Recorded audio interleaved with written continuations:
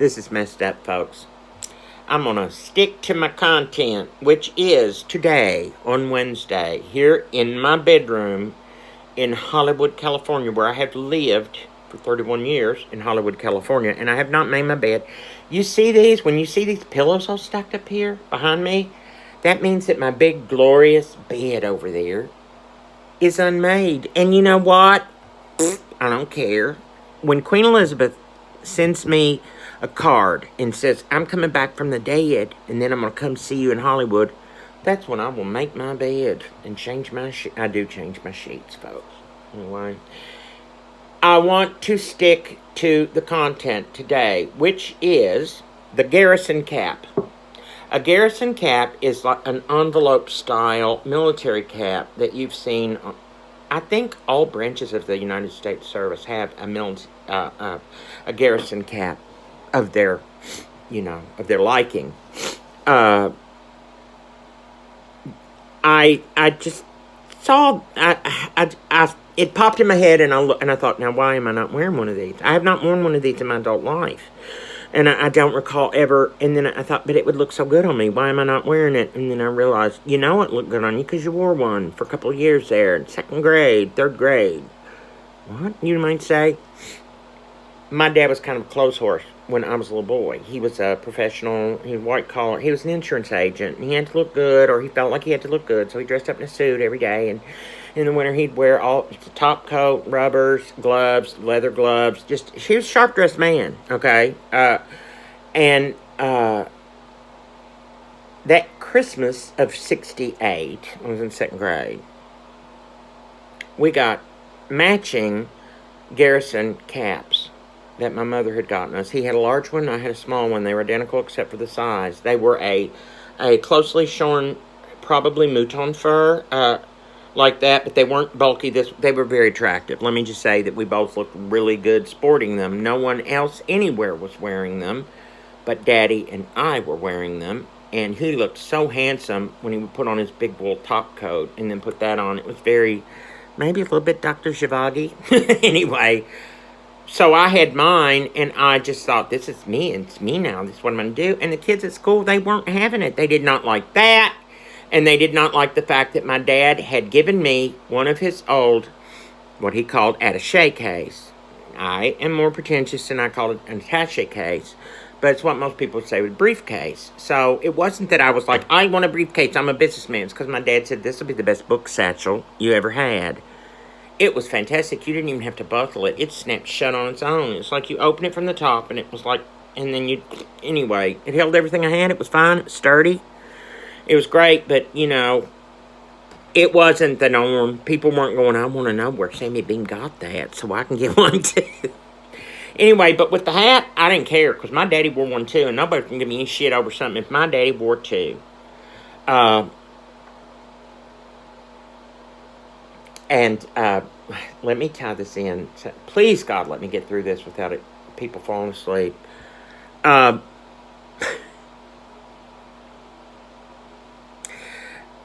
about that time, second, third grade there, I had some male class members.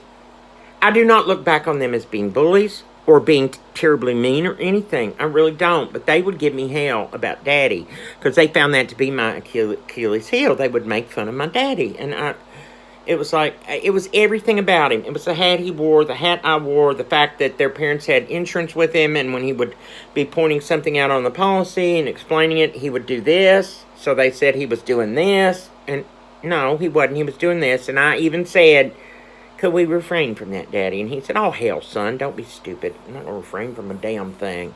Anyway, I came home and told Daddy I'd want to tone it down because they made fun of it. Supposedly, we had the first 1970 AMC Hornet, bright yellow, on the American roads. It was supposed to be, that's what they told us, the AMC dealership. It was the very first one released to the public in Louisville, Kentucky in 1969. And we were very proud because it was, at that time, it was as novel to have a weird little, it's like one of those hideous Tesla trucks or something. But anyway, so the boys were letting me have it. They called it the Banana Cuda. They made fun of it. And my daddy would come up to do business at school, in elementary school, and he would pull up and park in front of the windows where our class was, and we'd see him, and the kids would be snickering at his yellow car. And so I said, Daddy, they're mean to me about that. And he goes, well, and he had me tell him. He said, well, now who are they? And I said, oh, well, it's this boy and this boy. And he said, okay, I'm going to explain something. But I'm going to tell you, before I tell you this, I don't want you ever going back to either one of these boys and using this against them, because they are to be pitied. One of those boys makes fun of me because he doesn't even have a daddy. He didn't know his daddy. And I tell you the truth, I don't even think his mama knew who his daddy was. The other one, he's got a daddy. He's got no mother, and his daddy's a low-down, dirty drunk who never lifts a goddamn finger. And I don't even know how those kids survive. But it's not because they find me funny. It's because they don't have daddies who love them like I love you. And see, he would say nice things like that were true, and I'd be like, I love you, Daddy. And then he wouldn't have a bit of a problem with it. 8 years old, just grab him around the neck and just kiss him on the cheek because he was Daddy. He really was like a big bear, and I was like his little bear tumbling around with him. People don't see it that way. People now think, oh, they were estranged. That's bullshit. I have a sister who perpetuates this story that nobody's listening or reading, by the way, where it was always just she and Daddy were out there alone being best buds, and the rest of us were against them. That's bullshit. You know what? She never includes me in any memories that she ever has of herself and Daddy, and I don't remember her in any of mine. It was always just Daddy and me when we were out. And anyway, so uptick here. Very funny thing happens. My Uncle Terry smoked a pipe, and he did so prolifically and so elegantly that it was so beautiful the way he did it. And he came off as just anyway, he didn't make much noise. He didn't speak much. He was very silent, stoic. He was not very serious all the time either, because I know he had a very wicked sense of humor.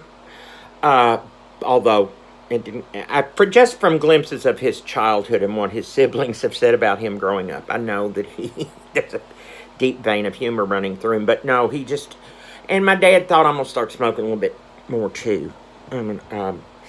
I'm going to start smoking a pipe too, because he had, like all the men, he had a pipe stand, and it had all these pretty pipes in it. He even had a big canister glass thing with the special pipe tobacco down in it, and anyway, he goes, we're going to take a walk. We're going to walk down to see the boys at Donnie and Randall's station downtown. And that's where everybody hung out. All the guys still hang out on the same spot. But now it's been Bart Smart for like 125 years. But anyway, we would go down Standard Station to see Donnie and Stan and hopefully Randall and all these nice guys that hung out down there, okay? And he says, I believe I'm going to smoke my pipe today. And he goes, look here, boy. And he pulls out this little pipe. It was very fancy, and it was only about that big around, and it had a smaller ball. And he said, put that in your mouth. And I put it in. And he said, that looks good. He said, here, give it to me. He put tobacco in it. Put it in my mouth and took his lighter and said, now puff, puff, puff, puff. Come on. Ah, there you go. Don't inhale it. That's it. You don't inhale it. You're just supposed to gently, occasionally puff on it. You'll eventually just keep it in your mouth. If you don't want to keep it in your hand, you just gently puff on it, and then you don't inhale it. You just enjoy the flavor of it. That's all you do with the pipe. It's different than cigarettes. So he was going to smoke both cigarettes and a pipe, right? He gives me this little pipe and says, now you're going to smoke a pipe too. And we go downtown to see his friends. And they're like, Sam, is Sammy smoking a pipe? And they're like, yeah, he is. He's smoking a pipe just like I am. And I'm going to tell you something too. First corncob pipe I find, I'm going to get him one, because that is the smoker's choice for the youth. Because when we were kids, we smoked out of corncob pipe. So he's got to have one of those, right? And they're like, yeah, right. Look, it went on for a while there. I'm saying maybe a week, where every time we'd go out for our walk, which was a lot, we'd take our pipes. We would take our pipes. It was just the sweetest thing on earth. So, I have been gone for many, many, many, many years now. I left home at 20, moved to Lexington, was there 11 years, came home, several weekends a year and holidays, but then I moved to California 31 years ago, and then it became like once a year, and then occasionally once every 2 years because you get caught up in your life elsewhere and everything. But through the years, and then on Facebook is what on Facebook, we all get to know people we really grew up with. We know their name, we know their parents, their grandparents, but we never actually had a conversation. We had many conversations about them to other people, but the one-on-one, I really can only name a handful of people who still are in my hometown with whom I shared one-on-one when I was growing up. Everybody else is just like, oh, your Aunt Sybil's first cousin once removed. Anyway, I have people go, and look, I'm not saying disparaging things about my parents. People just out of the blue, I'll say something that's maybe liberal. Let's say just a liberal thought. And I don't mean a mean one, just a liberal thought. And I've had people come out of the woodwork and go, if you only knew what a fine mother and father you had and how much they love you. They love you. Like, you ought to be ashamed. And I'm like, they're my mom and daddy, so I know that. I've kind of known it all along. We never had any problem. I never did say, do you not love me? Never ever thought that, because I always knew that they loved me. So, I'm wrapping it up at 11 minutes and 40. I am not planning on spending any money on anything, especially fashion. Hell, I can't even let go of my winter hat because it's so pretty. It is nippy today. I've got a little space heater going here. I will have one of those hats in my life. And it'll probably be like everything else. I'll put it on and go, well, I thought that was going to be a real nice one. What a shame. But down the road I'll do it. I will tell you this. If you want to find one, I don't want one emblazoned with anybody else's insignia. I don't want an actual military one. I would just like a plain black one. Not leather. Leather headgear. Oh, God. Might as well wrap my head in saran wrap. No. I don't want anything heavier than a Dynel fiber or a nuts hat on my big head. So, you could send me one. It would be extra large. Black. Plain. I will take one if the insignia could be altered to not mean that I was big, that I'm a big I'm a big right-wing Russian, which, although that totally doable today. I could do that. I could wear like a Russian hat in my hometown, and people are like, yay, Putin, Trump, Putin, yay, together, this is how we do it. Together, we achieve. Together. I love you, and I hope that you find a hat that looks good on your face, because hats are more important than people think. They are more important than people think. Not much more important, but a little bit more important than people think. Have a great day. I love you. Listen, I do love so many of you, and then some of you, no, not really. I just have to tell you that every day, because you know what? I know that not all of you like me. I know a lot of you are like, why didn't we put him down that well down there on Hot Bottom when he was a baby and save ourselves all of this embarrassment? Grown man acting like a little old...